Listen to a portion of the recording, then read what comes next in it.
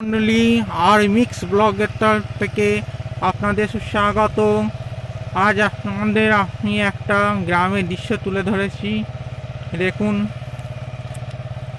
গ্রামে কৃষক ভাইরা কেমন চাষ করছে হ্যান্ড ট্র্যাক্টরের দ্বারা।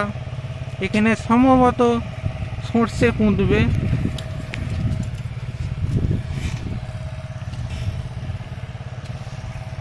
আমি আপনাদের আরও অনেক চিত্র তুলে ধরবো। এরকম এরা একজনা হ্যান্ড ট্র্যাক্টরের দ্বারা চাষ করছে, আর এইদিকে পুকুর রয়েছে, পুকুরে মাছ উৎপাদন হয়। এদিকে আম গাছের আম বাগান ভর্তি, এদিকে আম বাগানে তার ভেতরে মুরগির ফার্ম তৈরি করেছে। সুপ্রিয় দর্শক মণ্ডলী, আপনারা শুধুমাত্র আর মিক্স ব্লগে এই সিনগুলো দেখতে পাবেন, কারণ আমার ব্লগটার নাম যেহেতু মিক্স ব্লগ, সেই জন্য আমি নানা বিষয়ের ওপরে আপনাদের ভিডিও করে দেখাচ্ছি।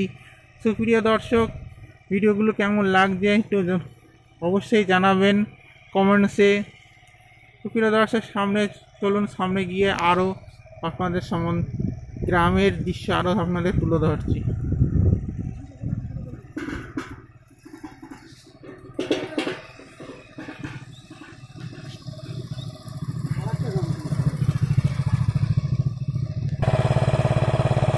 দেখুন ভদ্রলোক কি সুন্দর হ্যান্ড ট্র্যাক্টরের দ্বারা মাটি কর্ষণ করছে, আর একদিনা বীজ বপন করার জন্য বীজ ছড়াচ্ছে বা সার ছড়াচ্ছে। যাই হোক, ভারী সুন্দর এই গ্রামের দৃশ্য।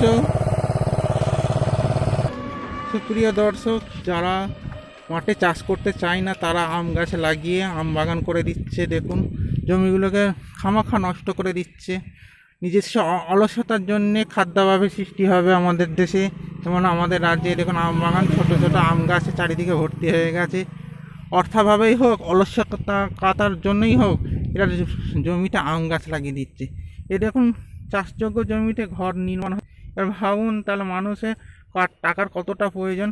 এখানে শুনেছিলাম এই বাঁ দিক থেকে শুধু ডান দিক অবধি 200 বিঘে সম্পত্তি আছে। 200 বিঘে, ভাবুন তো, এখানে একটা ফ্যাক্টরি তৈরি করেছে এই জমির ওপরেই।